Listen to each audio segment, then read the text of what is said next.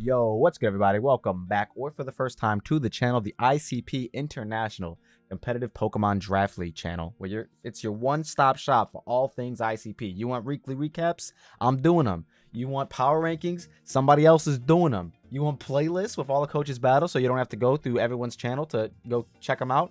We got them. But what you should do is subscribe to this channel down below. Go click that red button, as well as show more on the description and click all those coaches links and subscribe to all those coaches because they all deserve it. And if you don't do it, I'm gonna be sad. And if you do it, comment down below, I did it.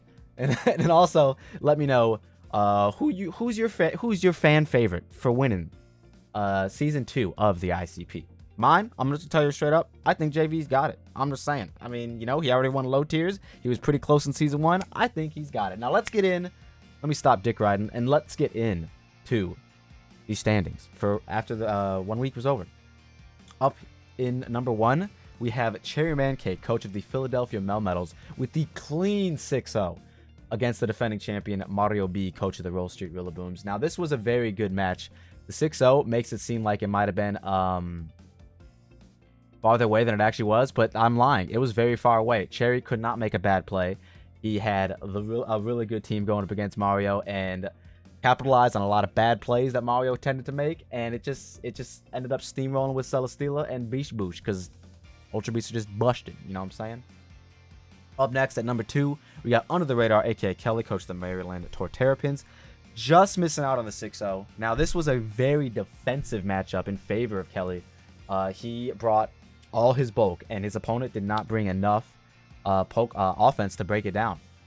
Like I believe Kelly's defense rided on the back of Seismitoad, what's that Pokemon's name? Sylveon, and a non-Eviolited Porygon 2. Yeah, you heard that right.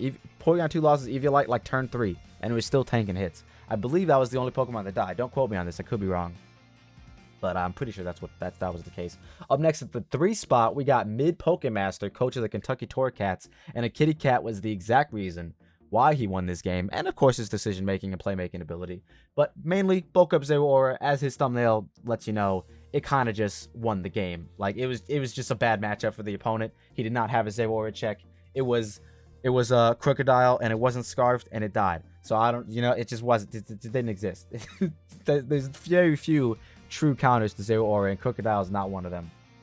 Up next at the 4th spot, it was the battle in Atlanta, and the winner of the Battle of Atlanta, aka JV, coach of the Atlanta Victinis, walked away with the W. I don't know where I was going with this intro. It was a pretty fun game. Jay's opponent did bring some shenanigans with basically Mono Trick Room, and Jay was able to clutch it up with a Choice Band Memo in the end game that should not have outsped Pokemon that it did outspeed due to the Mono Trick Room vibes and his opponent running, obviously, you know, negative speed natures on things like Victini. You know what I'm saying? Up next, we got the Nottingham Forest Curse, who got the beautiful 1-0. Wait, 2-0. My bad. I'm tweaking. Got the beautiful 2-0 victory on the back of Hydreigon, living every single hit that you didn't think he was going to live. I didn't think, Knots didn't think, his opponent probably didn't think that this Hydreigon was going to live every hit, but it fucking did. It lived a Draco from a Jetpack Fish. It lived a couple U-turns. It lived just anything. It just lived everything. It was even burned at one point, I think. No, it was toxic. It was toxic. So yeah, shout out to Hydreigon. Very good dragon type. It was a battle of the dragons for that one, really. Like I said, Jorge had the Vishy Boy, but it just, Knots had, I believe Knots had a Water Absorber. He had Quagsire, right? Young Quag. Lucas would be proud. And then at the 6th spot, we got Hayes L, coach of the New Orleans Noivern, who did not have an Urshifu counter. His Urshifu counter was, in fact, Eviolite Clefairy, which is not a good Urshifu check. But despite that, he still did sneak away with the W because endgame Excadrill is always a win con, fellers. Up next, at the 7th spot, we got the commissioner himself, Trexo, coach of the Portland Timbers, who snuck away with his W, and I'll call him out on it, bro. His game is a prime example as to why you need to speed creep your Pokemon. I'll touch a little bit more on that in the future, but just keep that in the back of your mind. You should always speed creep your Pokemon when you can, because you never know when those extra HP EVs will come in clutch. And then last but not least, we got the coach of Hellblaze Volcaronas, Just Lucas. Just him. It's Just Lucas. Who snuck away with his W on the backbone of a Regieleki and Showdown. Because, yes, that battle was done on Showdown, but you still go check him out. Because Mans will teach you how to use some fun Pokemon. Because that's if there's one thing that Lucas is gonna do, he's gonna draft a fun team, and it's mostly gonna revolve around Quagsire. But he might not have Quagsire. I think he doesn't have Quagsire in this league because he drafted Lando. So, you know, that's what it is. But yeah, those are the rankings after week 1. The losers don't matter. Don't worry about them. All that matters is the winners. Top 8 make playoffs. That's why it's highlighted in green. Boom. These are all the winners. A lot of close games, though. A lot of close games. Like I said, 2 1-0s, you know, 3 2-0s. Pretty close games. Really, the only ones that ran away with it were Cherry Man Cake and Under the Radar, of course. So, now, on to the kill leaders. Thanks to Cherry's Celestial Sweep, he is at the top of the kill leaderboards, but only because his name starts with a C. Otherwise, Excadrill would be there too. You know, they're all sharing it. Mamo's even sharing it, bro. Thanks to Choice Ban and Trick Room. Nottingham Forest Curse, Aegislash did clutch up, getting the last 3 kills in the game. And same thing with Trexo's Blacephalon. They even have a Dragapult up here, which is nice. Zera. Any odd men out? I guess Gallade at 2, but that's, you know, it's only after 1 week, so a 2 kill leader. Mon with 2 kills as the kill leader isn't necessarily all that telling of, you know, what's to come. But that was Trick Room Gallade, by the way. This was that was literally Trick Room Gallade. That was the whole Trick Room shenanigan stuff that went down. He had a Melmetal that he could have, you know what I mean, set up Trick Room for. It was a good match. You should go check that one out. That's definitely not game of the week, but it was definitely hype. You know what I'm saying? It was definitely hype. Now on to game of the week. I had a very what's the word I'm looking for? I had a very hard time deciding which game I wanted to be the game of the week. Now, it was either going to be Trexo's game, mainly just because of how it ended. But honestly, I could not take away from, where is it? Where can I just, nope, that's not it. Can I, boom, boom, boom, boom. I couldn't take away from Cherry Man Cake's clean 6-0 against the homie Mario B. Let me turn down this music because we're not going to go back to the whole, we're not going through the whole fucking video. You know what I'm saying? That would just make this recap extra long than it needs to be. But basically, on team preview, just look at Cherry's team and look at Raikou and then look at Mario's team. There's not a nary of a switch in. There is not a single Pokemon that looks like it could just 1v1 this Raikou. This man gets Thunderbolt, just knocks out the first 4 Pokemon. Well, obviously it doesn't knock out Coco, but it does. It's the Coco's his Raikou switching, right? He gets extra sensory to deal with the Komodo and the Nidoqueen. That's literally all he needed. He didn't even need the last move, which I believe he brought Aura Sphere. Expert Belt, 2 attacks. When your team can get beat down by an electric type, rocking out with Expert Belt and 2 attacks, you did something wrong with your draft, or you did something wrong in your prep and just severely underestimated Raikou, especially in terrain. Like, Cherry could have ran Rising Voltage, and it could have done even more work, but it didn't need to. It literally didn't need to. Basically, as you can see on Team Preview, I'm hyping up Raikou. It looks really good, but as you already know, as I stated earlier, that Celesteela is the one that kind of ran away with this game. And here, we're gonna look at the beginning of this game for a little bit. Whoops, we're gonna look at the beginning of this game for a little bit, mainly because I wanna highlight how there's a very dumb play that happens in the turn 1, and this I want to highlight this real quick because this is what you don't do. This is how you don't go against. So Cherry leads off with Galarian Slowking. Very good at analyzing the fact that Galarian Slowking quite literally does not die against anything on Mario's side. Not one single hit from any one Pokemon could kill this Galarian Slowking. So because of that, he leads off with it and just tries to 1v1 something. Mario leads off with the Coco and could have got a fat hit off on the Slowking. Obviously, Slowking's most likely either AV or just Spadef, bulky of some sort, right? And it's also a poison type, so you don't really want to stay in with your Tapu Koko, right? So he does U-turn, which is smart, but what does U-turn out into? Would somebody think the Slowbro? Because it should be Spadef, and he could pivot with Teleport? That's what I would think, but nope. That's not what he goes out into. He goes hard Komodo. You know, the fighting type, weak to the psychic type stab. Now, if you're predicting Sludge Bomb, sure, that's a good play, but let's just look at Mario's team, as we already saw it. Let's see, what was this at? This was at 416. Mario's team. Sludge Bomb switchings consists of Nidoqueen, Komodo, and to an extent, you know, this guy. This fucking, what is this thing? What is this? Omastar. So, in theory, Sludge Bomb is resisted, but you know what's not resisted? Psychic. And Cherry, realizing that, just clicked it. And it kind of, you know, he used Psychic. But Mario had the tech, but why would you switch hard into it though?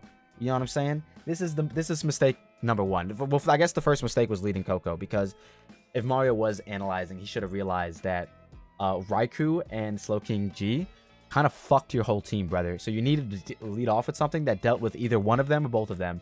And a Psychic Resist Berry Komodo would have, because I'm assuming this Komodo has Earthquake, which would have 2-KO'd the Slowking, might have even OHKO'd the Raikou, depending on the investment of both Pokemon. Who knows? But now he can't trade with this Pokemon ever. Like, he quite literally can't. He can click EQ now if he wants, get some chip off on it if, you know, Cherry decides to stay in, but he probably doesn't. Now he can just get a free Buzzwole, especially thinking this thing is physical.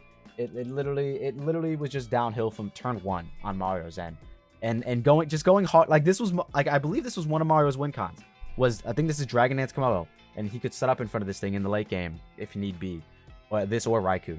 And he just threw that all away. Turn 1, all that just got thrown away. Turn 1, Cherry does end up going to Buzzwole, and then we'll fast forward a little bit, because Cherry gets up a sub with his Raikou on the switch to the ground type, which makes a lot of sense. Gets to be able to KO him with the extra sensory, and there is a play here that I really want to highlight on Cherry's end that was very fire, because I was like, bro, this was a fire play, and it's right here. Right here with the Celesteela. I believe he already clicked. Yeah, he clicks a Tautomize here. Didn't even think about it. He clicks a Tautomize here. Mario goes hard Moltres, knowing damn good and well that this Pokemon gets Meteor Beam. Now, this is still a good idea on Mario's part, because this does bait out the Meteor Beam. But, as we're going to find out very soon, Cherry has a huge cock, because he is full predicting that.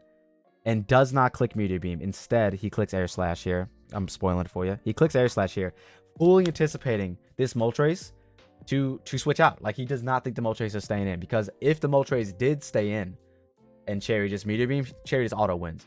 And if Cherry Meteor Beamed as the Moltres switched out, then now he can't hit the Moltres all that well. Like, yeah, sure, you got a +1 Air Slash, but it's living for sure. But now, Mario just, for whatever reason, Cherry's lured Mario into a false sense of security. Mario very much thinks, oh, he doesn't have Meteor Beam. He doesn't have it. So I'm just going to go back out into it. Now, as you can see, he takes a shit ton from the Air Slash. He is not taking anything. He's not living this Meteor Beam. There's not a single beam of Meteor that is going to allow Mario to live this hit. And this one's, he's taking a while to think. And this is on 2x speed, by the way. He's taking his full minute. Mario's taking his full minute to decide if he wants to lose the game right here and now. And as you can see, he does in fact stay in, and this Celesteela just sets up a +1 Meteor Beam in this man's face.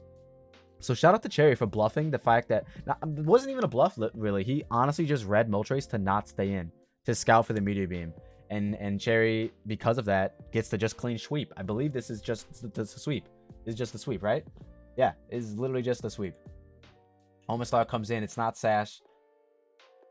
Or maybe it is Sash. Oh, wait, isn't it Sash? I think it is Sash. Oh no, he doubles again. Yeah, see, now I don't know what's going on. He just loses, so it doesn't really matter. This is just the whole game. Was it Sash?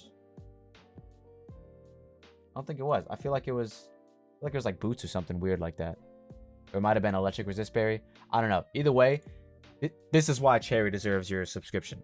He just pulled off a very clean Celesteela 6-0 that could have been prevented and or stopped had Mario played it a little bit better. But Cherry played to his end game win con, which was the Celesteela, and played it well and did it perfectly. And shout out to Cherry. This is why he's number 1 in the power rankings. Or not power rankings. This is why he's number 1 in the standings right now. Now, this is a prime example as to why you speed creep your Pokemon. As you can see, that Blacephalon has 140 HP. Has a 140 HP stat. Now, if I'm just gonna minimize this again one more time. If you want to look at Blacephalon real quick, he has 92 EVs invested into his HP, because if he didn't, he'd only have 128 HP, which would make a Cinderace's Sucker Punch damn near guaranteed to kill. Non-Libero, by the way, because, you know, Cinderace can't run Libero in regular Draft League, but because Truxel ran 92 EVs, that all of a sudden turns into only an 18% chance to KO OHKO, the Blacephalon. Now, why you're asking that is relevant? Well, it's because of this end game here. See, Truxel has Blacephalon against the world. It's not what's going on right now. This is Cinderace. He gets chip on the Cinderace with the Glassy Glide from the Rillaboom. Cinderace hella low. Now, any move from that Blacephalon wants to throw at him, Cinderace, kill Cinderace. But his opponent does have a Zygarde at what? I think the Zygarde's actually dead. He does have a normal type in the back, so he can't just click Shadow Ball. So what does he think he has to click? He thinks he has to click Flamethrower, and he is correct. He is correct. at 140 HP, max HP. This man should always die if this is just a regular Cinderace and Trexo has no HP invested whatsoever. It'll literally die 75% of the time if it's just Jolly Cinderace. But because Trexo has the 92 EVs invested, the 140 HP, he has a very strong chance to live this attack. And this is the single reason as to why he won this game in this endgame, or at least this endgame, right? Because of that speed creeping HP EVs. So he clicks it. Of course, it's going to kill this. He lives a Sucker Punch on 6. Now we can go back to the damage calcs. That man got a 136 roll. He got a pretty high roll on that hit. So had this man not sped cut at all, this thing would have been dead. This thing would have been dead with Sucker Punch. Look at this. 136. It would have been hella dead. It would have had, like, look at all these rolls that would have killed. There's only 4 rolls that wouldn't have killed. 75% chance. It's insane. This is why you speed creep. And because of that, Blacephalon was able to just Flamethrower, get his +1, and then Flamethrower the rest of the team. So shout out to Trexo for realizing that speed creeping is very important. This hopefully this will get people to speed creep. Like, even if you think, like, I've heard people say, oh, I don't want to speed creep because it's a weak Pokemon. You know what I mean? Like, in terms of, like, frailness, right? Like, I've heard people not speed creep with their Weaviles because they're like, oh, it's just super frail. But you literally never know. You know what I mean? Like, had this scenario been any different, like, had he not had any, like, if he was just 2v2, this Cinderace clutched up for his opponent. And Trexo loses in week 1 instead. You know what I'm saying? So that's why you speed creep. That's just why you speed creep. That is hopefully will convince some more people to speed creep, because this is how you end up on the positive side of the power ranking, of the standings. With that being said, this week 1 recap has already been long enough. It's already been long enough. So we're going to see you guys in the next one. If you all like what you saw and you saw what you like, don't forget to leave a like and subscribe if you're new. Make sure you go check the description down below. All the coaches in the description down below. Go check them out, as well as the power rankings that come out, I believe, the day before this. And if this is going out on Thursday like we're planning, check tomorrow for all the week 2 games. There's some pretty cool week 2 games that are coming up. Maybe in the next one I'll hype some week 2 games up. That's actually something I really didn't think about until just now. So yeah, see y'all in the next one. Peace.